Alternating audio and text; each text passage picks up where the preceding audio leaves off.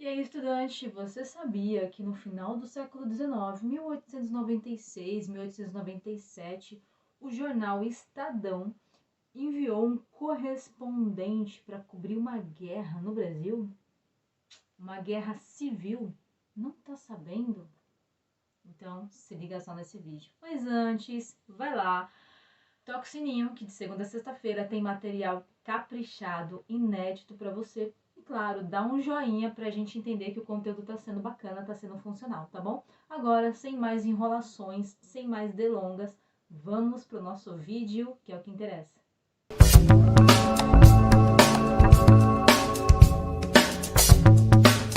Bom, vamos para a ficha técnica da obra. Tome nota aí. Obra pré-modernista, considerada a primeira do modernismo, isso aí. Narrador em terceira pessoa, narrador observador, aquele mais frio, aquele mais distante, aquele que olha os fatos assim de forma mais imparcial, ok? O tempo era final do século XIX, 1896 até 1897, e o local é o nosso interior da Bahia, a cidade de Canudos, cidade que foi dizimada durante esse período dessa guerra. Toma nota aí da nossa ficha técnica? Agora vamos para o contexto histórico para você entender. Bom, final do século XIX, pessoal, o Brasil estava numa transição de imperialismo para republicanismo. E dentro dessa transformação de um sistema político, você tinha vários embates ideológicos. Óbvio, tinha uma galera aí, uma classe social, uma turma da economia que queria que aquela sociedade escravocrata, de imperador, continuasse para seu benefício. Mas, de outro lado, tinha uma parcela da sociedade, uma elite aí mais burguesa, mais do campo, da ideia da zona urbana, que queria a mudança, que queria uma república, que queria ali sair uma transição, né, daquela sociedade rural para urbana, tinha os interesses por quais eles brigavam ali. E dentro desse jogo todo, você tinha aí o camponês, tinha o escravo, tinha os jagunços, enfim, você tinha uma outra parcela que, independente dessa mudança, iria continuar subjugada, iria continuar com grandes deficiências, ok? Nesse cenário turbulento, você tinha desemprego, você tinha seca, você tinha inflação, você tinha falta de políticas públicas, porque numa mudança, numa transformação de sistema político, não tinha ninguém que olhasse para assim, vamos fazer aqui um plano político, um plano econômico. Você não tinha, neste momento, esse cuidado. Fez sentido? Esse planejamento, tá? Esse olhar, essa programação. E aí você tinha tanto que teve vários conflitos nesse período no Brasil. Teve a Balaiada, a Revolta da Farroupilha, a Guerra dos Mascates, a Revolução Pernambucana e blá blá blá, ok? O que eu quero falar aqui é da Revolta de Canudos, a Guerra de Canudos, que foi uma guerra messiânica, né? O que é essa guerra messiânica? Você tinha um Messias, o nosso Antônio Conselheiro, que era como se fosse ali uma pessoa voltada muito para a ideia da pregação religiosa, pregação da fé, e que ele conseguia, olha só, juntar desde jagunços até uma classe beata, desde católicos fervorosos até os nossos cangaceiros, bandidos. Percebe que ali nessa ideia da fé ele conseguia unir ambos, todos insatisfeitos com esse sistema político. Estamos juntos até aqui? E aí, pessoal, pasmem. Essa guerra de Canudos, ela era tão forte, cada vez mais o povo, com uma noção, olha só que interessantíssimo isso, final do século XIX, tá? O povo com uma noção de que se ele tivesse ali controle da terra e que se cada vez mais ele conseguisse se unir, parece que a gente está falando de consciência de classe lá de Marx, né? Se ele conseguisse se unir, ele teria força, ele teria poder, ele teria domínio. Tanto que nessa revolta de Canudos, o Império, o governo, já tinha enviado tropas por 3 vezes consecutivas. E quem tinha ganho isso daí? Perdão, quem tinha ganhado isso daí? O povo de Canudos. O povo de Canudos, armado com os seus... O povo não era armado, tá, pessoal? Não tinha armamento bélico, assim como o exército do governo. Eles tinham machados, enxadas, pedaços de madeira na mão ou tinham o seu próprio corpo para se defender. E eles ganhavam essa guerra, por quê? Por causa da união, da força, do montante, do contingente e porque eles tinham uma consciência de que eles precisavam ter o domínio da terra. Aquela terra, aquela região não podiam ser tirada deles.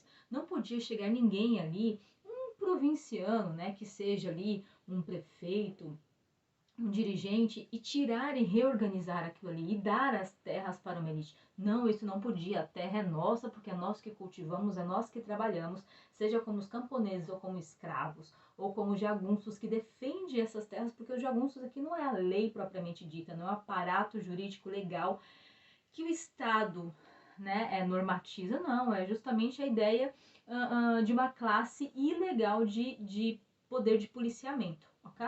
Bom, então esse povo conseguia se defender até que teve uma quarta guerra. E aí o Estadão, o jornal Estadão aqui de São Paulo, enviou um correspondente. Quem era esse correspondente? Euclides da Cunha. Pasme, Euclides da Cunha.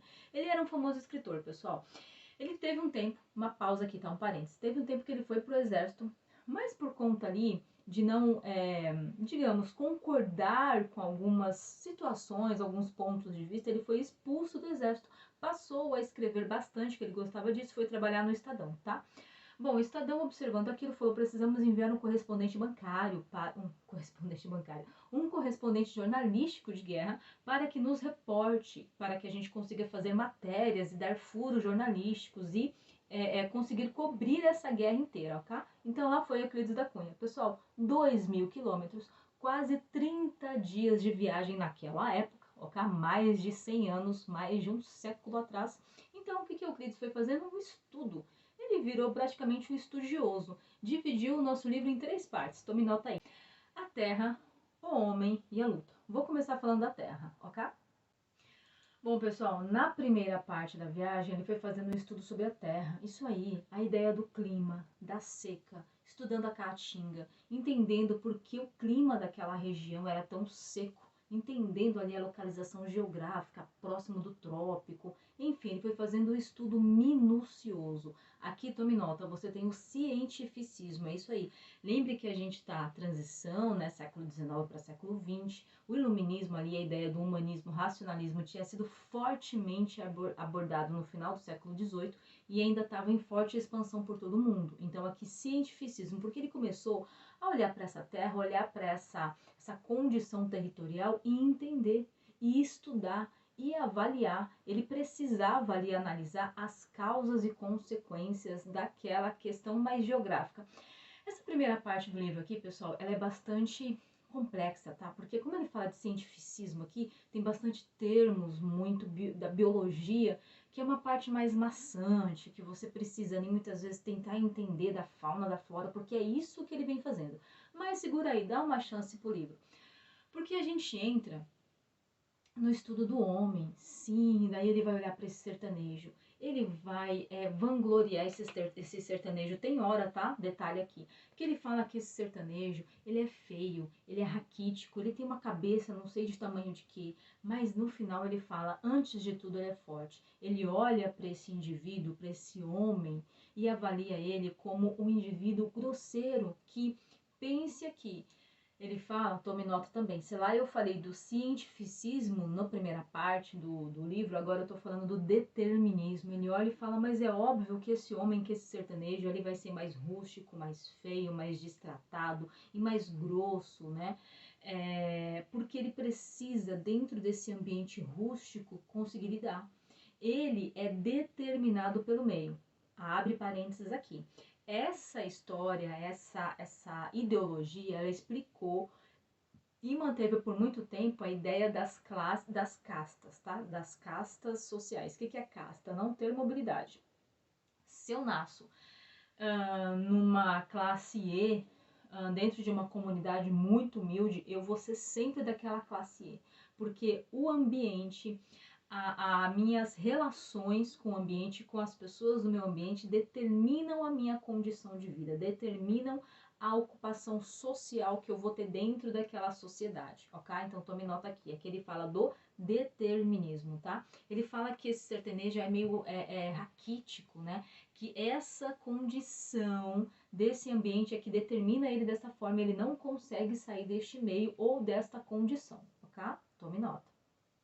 E a terceira parte do livro, ele vem estudar a luta. O que é a luta? É a vivência, essa condição dessa guerra. Por que essas pessoas conseguiam, durante 3 expedições militares fortemente armadas, treinadas, né, para a guerra, por que essas pessoas conseguiam se sobressair e qual que era essa vida, essa luta diária, percebe? Com o campo, com a zona rural, no tratado com a terra. Como que essas pessoas conseguiam sobreviver àquele ambiente muito hostil, muito inóspito. Vamos considerar aqui, abro um parênteses, vamos considerar aqui que o nosso sertão brasileiro, ele sempre foi muito abandonado, ele sempre careceu de políticas públicas, sim, políticas públicas básicas de saneamento básico, de desenvolvimento industrial, de investimento em geração de emprego, de investimento em saúde, educação, sempre foi uma região muito pormenorizada, muito desdenhada. Se você pegar os planos de governo dos nossos imperadores, porque aqui eu estou falando até o império, ok? Ele sempre foi muito negligenciado, esquecido, feito vista grossa, você me entende? Então ele olhava aquela região inóspita ali, erma, pífia, né, assim, abandonada, ok? E avaliava como é que essas pessoas conseguem sobreviver aqui. Como é que essas pessoas ainda defendem esse espaço? Porque a única coisa que eles tinham era o quê? Nome do primeiro capítulo? A terra. Ok? Fez sentido para você? Bom, então ele precisava estudar essas pessoas, tá? Lembra que aqui no modernismo, e principalmente no pré-modernismo, a obra dele inaugurou o modernismo, né, como eu falei anteriormente, a gente tem a ideia do naturalismo, do regionalismo, do naturalismo sem romantismo, tá? Eu preciso olhar essa região, essa paisagem, essa condição do interior brasileiro, dessas regiões que elas sempre foram muito afastadas, e analisar de forma imparcial, sem romantizar. O que é romantizar? Aquele estilo de época brasileiro que olha essa região seca, com fome, com miséria, com desemprego, com uma região que falta, né, política pública, e ainda olha de forma romântica, mas que terras, aqui tem palmeiras onde canta o sabiá. Não era dessa forma que o nosso Euclides da Cunha precisava retratar. Ele queria retratar da forma mais fiel e da forma mais real possível, com todos os seus lados exuberantes da natureza, mas também com todos os seus lados sofríveis dessa população. Veja se fez sentido para você.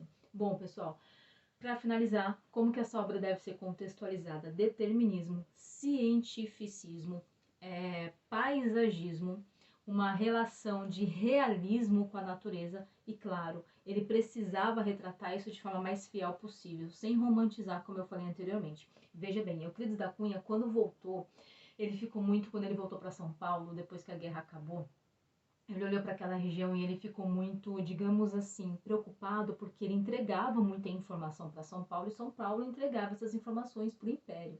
Então, muitas das vezes, né, ele entregava ações que a população estava planejando para atacar o Império.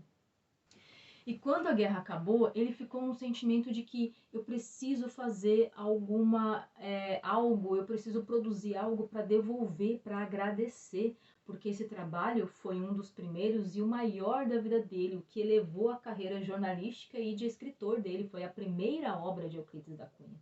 E já fez todo esse levante social, já deu muito burburinho na sociedade quando foi publicada essa obra. Então ele falou, eu preciso devolver isso para a população, né? Eu preciso dar uma devolutiva. Isso contribuiu tanto para mim, essa carreira jornalística, que eu preciso devolver. Como que ele devolveu? Escrevendo a obra. Foi um ato de gratidão, porque ele precisava falar da luta desse povo, ok?